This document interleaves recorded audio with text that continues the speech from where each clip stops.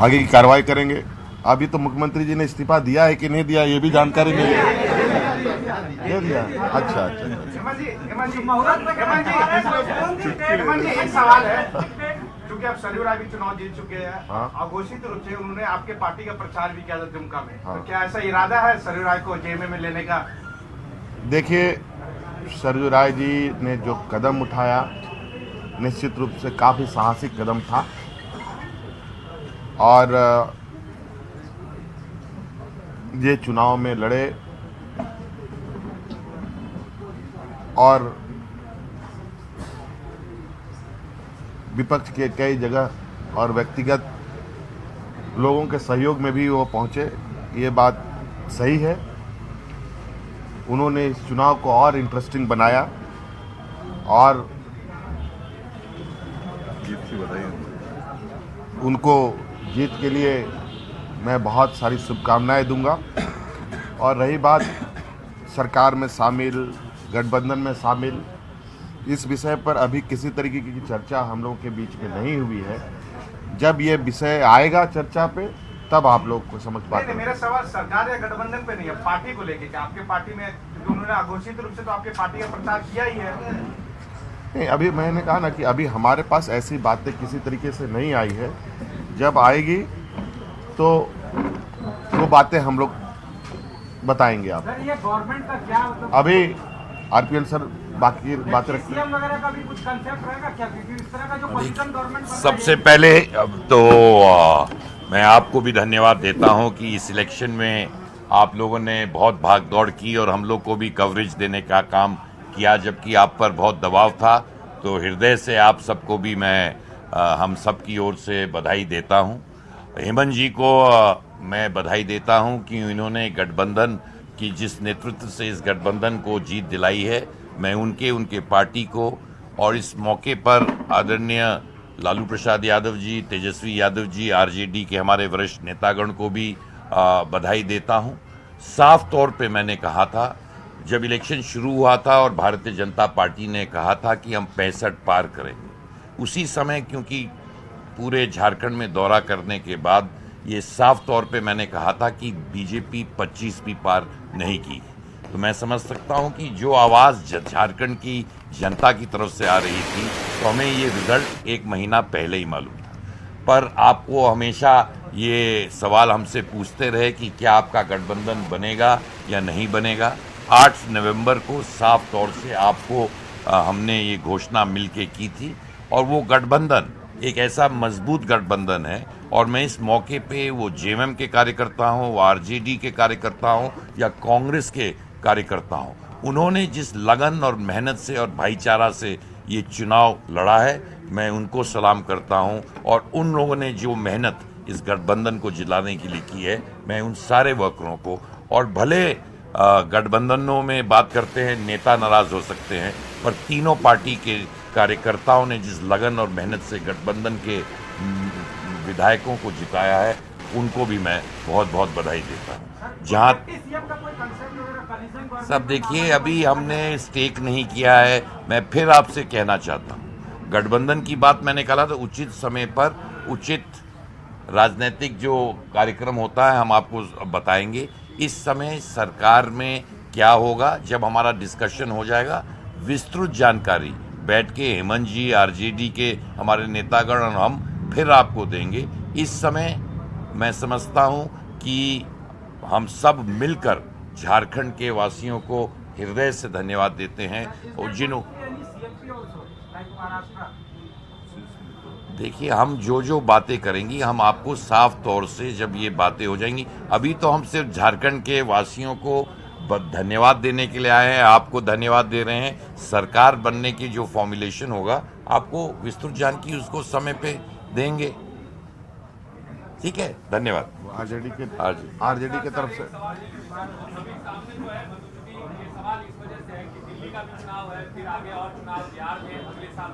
आपको लगता है इम्पैक्ट पड़ेगा भी? आप लोग महाराष्ट्र में सरकार बनाए, क्या लग रहा है? गठबंधन चल रहा है अभी देश में? नहीं, देखिए, ये जो मुद्दे झारखंड के थे वही मुद्दे देश के मुद्दे, बेरोजगारी, भ्रष्टाचार, किसानों की आत्महत्या, भूख से मौतें, ये जितने मुद्दे हैं ये झारखंड के भी मुद्दे हैं, देश के भी मुद्दे हैं। अफसोस की बात है कि प्रधानमंत्री जी इनको मुद्दे ही नहीं मानते और हम आपको विश्वास दिलवाते हैं हेमंत सोरेन जी की तरफ से, अपनी तरफ से, आरजेडी की तरफ से जो हमने वादे आपको किए उनको हम पूरा करने के लिए जो भी कदम उठाना होगा उनको पूरा अवश्य।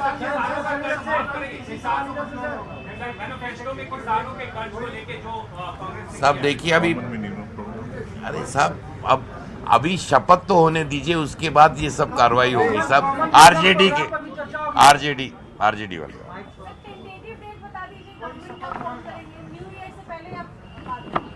न्यू ईयर से तो पहले ही करेंगे।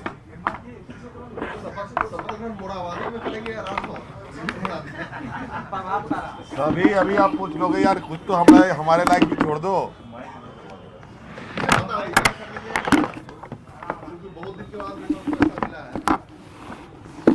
जो भी होगा बहुत दमदार होगा हर काम।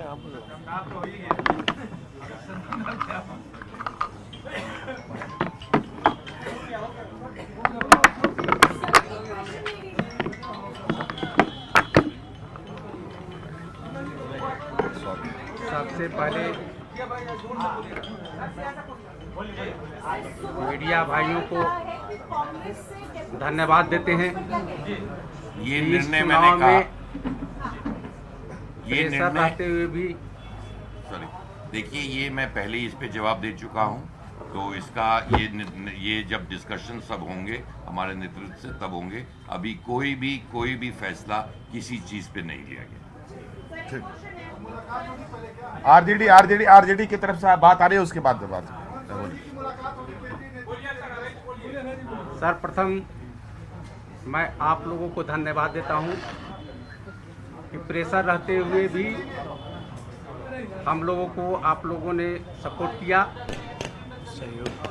सहयोग किया। और सर्वप्रथम मैं गठबंधन के नेता माननीय हेमंत जी को बधाई देता हूं कि इनके नेतृत्व में झारखंड में चुनाव लड़ी गई और इनके नेतृत्व को झारखंड के लोगों ने स्वीकार किया। इसके लिए यहाँ के तमाम जनता को बधाई देते हैं कि इनके नेतृत्व को लोगों ने स्वीकार किया। क्योंकि जो आंदोलन से, झारखंड के आंदोलन से उपजे हुए, जो झारखंड के आंदोलन का जो लड़ाई लड़े माननीय शिबू सोरेन जी, उनके सुपुत्र नेता प्रतिपक्ष माननीय हेमंत जी के नेतृत्व में महागठबंधन की चुनाव हुई और तमाम कांग्रेस के लोग, हम आरपीएन सिंह जी को जो झारखंड के प्रभारी हैं उनको भी हम धन्यवाद देते हैं, बधाई देते हैं कि इन्होंने भी झारखंड के प्रभारी की भूमिका महत्वपूर्ण निभाई इन्होंने। और तमाम जगह जो हम लोगों ने जो पार्लियामेंट चुनाव में जो गलती की थी, उस गलती को हम लोगों ने उसको माने वो गलती को सुधारने का काम किया कि तमाम जो राष्ट्रीय जनता दल हो, जेएमएम हो, कांग्रेस हो, तमाम का गठबंधन एक बहुत पुत्र गठबंधन बनी और सब लोगों ने ग्रास रूट पर आकर के लोगों ने सहयोग करने का काम किया। इसीलिए तमाम लोगों को मैं बधाई देता हूं कि जितने भी राष्ट्रीय जनता दल और कांग्रेस और जेएमएम के जितने भी कार्यकर्ता हैं वो लोग तन मन धन से अपना काम किए, लगन से काम किए, जिसका परिणाम आज देखने को मिला। इसके लिए मैं गठबंधन के नेता को पुनः बधाई देता हूं कि इनका नेतृत्व जो है झारखंड के लोगों ने स्वीकार किया। लालू जी की ओर से कोई बधाई मिला है? लालू जी की ओर से प्रदेश अध्यक्ष हैं, पार्टी के एमएलए हैं, तो बधाई है, तभी तो हम लोग यहाँ पे उपस्थित हुए हैं ना, इसको बधाई ही मानते हैं। और साथ बधाई दिए हैं। साथ हम देश के बेरोजगारी का मार झेल रहे हो देश के करोड़ों युवाओं को हम आपके माध्यम से बधाई देते हैं तो महागठबंधन की प्रेस कॉन्फ्रेंस, एकजुटता दिखाने की कहीं ना कहीं कोशिश, हेमंत सोरेन के नेतृत्व में सरकार बनाने का दावा। हालांकि सरकार का स्वरूप क्या होगा, डिप्टी सीएम की बात सुबोध कांत सहाय ने उठाई, उन सवालों का जवाब अब नहीं। शपथ कब लिया जाएगा, शपथ की तारीख कब होगी, अभी तक उन सवालों का जवाब नहीं। वो सवाल का जवाब तलाशेंगे। सरकार के स्वरूप की चर्चा होगी, कॉमन मिनिमम प्रोग्राम की भी चर्चा होगी, लेकिन सवाल अभी जीत और हार का है। आज नतीजे आए हैं और नतीजों के बाद एक तरफ हार की समीक्षा और दूसरी तरफ जीत का जश्न।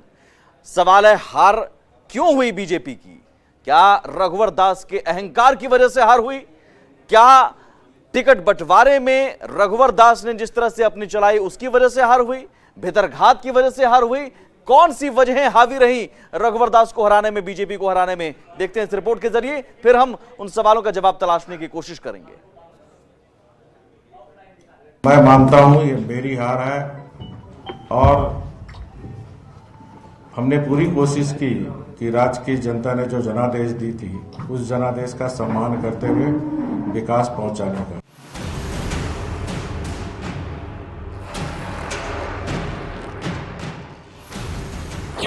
रघुवर के विकास के दावे फेल। विधानसभा का चुनाव परिणाम बताता है कि सीएम रघुवर दास के विकास के दावे पर झारखंड ने भरोसा नहीं किया और रघुवर दास के खिलाफ लोगों ने अपनी नाराजगी का इजहार खुलकर किया।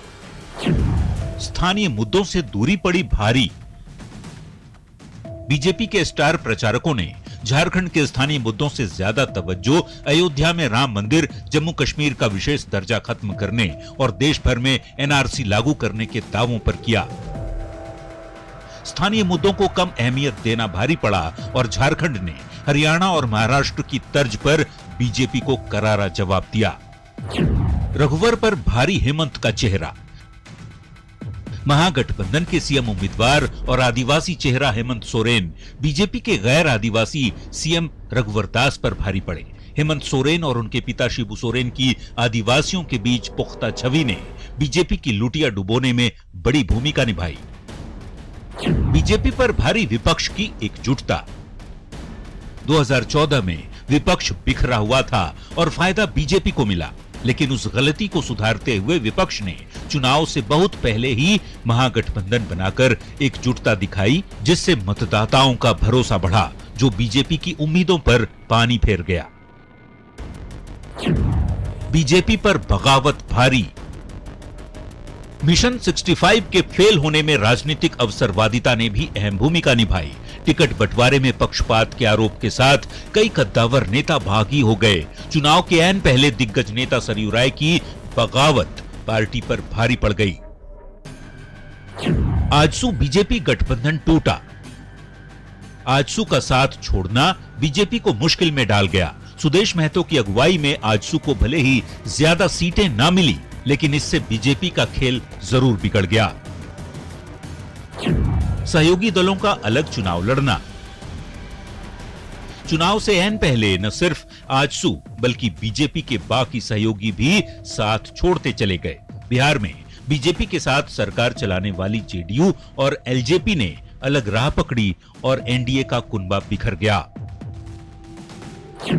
बीजेपी के खिलाफ आदिवासी गोलबंदी। रघुवर सरकार के कई फैसलों को आदिवासी विरोधी माना गया। 2014 में सीएम पद के लिए अर्जुन मुंडा पर रघुवर को तरजीह देना आदिवासी अस्तित्व के खिलाफ माना गया और आदिवासी मतदाता बीजेपी के खिलाफ गोलबंद हो गए। सीएनटी एसपीटी एक्ट में बदलाव पड़ा भारी। रघुवर सरकार ने आते ही सीएनटी एसपीटी एक्ट में बदलाव किया, जिसे आदिवासियों में गलत संदेश गया। झारखंड की नई डोमिसाइल नीति को भी आदिवासी विरोधी माना गया। मॉब लिंचिंग से सरकार की बदनामी। पिछले कुछ सालों में देश भर में बढ़ती मॉब लिंचिंग की घटना में झारखंड रोल मॉडल के रूप में कुख्यात हुआ। तबरेज अंसारी केस के साथ ही ऐसी कई घटनाओं ने राज्य की छवि को नुकसान पहुंचाया और बीजेपी के प्रति समाज का एक तबका खुलकर सामने आया। Bureau report, news 18। तो ये वो वजह रही जिसने बीजेपी को हराया और रघुवर दास की वजह से भी हार की बात कही जा रही है, रघुवर दास के अहंकार की बात कही जा रही है और साथ ही उनकी जिद की बात कही जा रही है, टिकट बंटवारे में हो या फिर अपने फैसलों की वजह से हो, वो CNT-SPT एक्ट में संशोधन का मसला हो, भूमि अधिग्रहण बिल में संशोधन का मसला हो, तमाम वो फैसले रहे हों उनके जिनकी वजह से अंदरूनी विवाद भी हुआ, पार्टी के अंदर भी विरोध के सुर उठे, लेकिन उसकी परवाह न करते हुए सीएम रघुवर दास आगे बढ़ते गए। शायद इसका खामियाजा भुगतना पड़ा, लेकिन सबसे बड़ी वजह क्या रही? विनय कुमार हमारे साथ जुड़े हुए हैं। विनय जी, सबसे बड़ी वजह रघुवर दास से गड़बड़ कहां हुई? गड़बड़ हुई, अर्जुन मुंडा उनको शुरू में आगाह किए कि जो CNT-SPT एक्ट है उसमें बदलाव मत करिए, लेकिन उनके उस वक्तव्य को रघुवर दास ने अपने दिल पर ले लिया और उसी समय से डिफरेंस बढ़ता चला गया। बाद में अर्जुन मुंडा के जितने समर्थक माने जाते थे उन ज़्यादातर लोगों की टिकटें कट गई। लोकसभा चुनाव के समय भी रविंद्र राय जो 2014 में लोकसभा चुनाव के समय प्रदेश अध्यक्ष थे और उन्हीं के नेतृत्व में विधानसभा चुनाव भी लड़ा गया, तो 2014 में सफलता 12 सीटों पर लोकसभा में और बहुमत बनाने में रविंद्र राय की भूमिका रही। उनकी टिकट कोडरमा लोकसभा क्षेत्र से काट दी गई, तो वो भी नाराज चल रहे। रघुवर दास की घमंड की वजह से हार हुई, आप ये कह रहे हैं? नहीं, निश्चित रूप से कह सकते हैं कि रघुवर दास को लगा कि हम विकास के मुद्दे पर चुनाव जीत लेंगे, लेकिन केवल विकास के मुद्दे पर आप चुनाव नहीं जीत सकते। जो सामाजिक समीकरण है, अगर सामाजिक समीकरण को आप नहीं बैठाइएगा,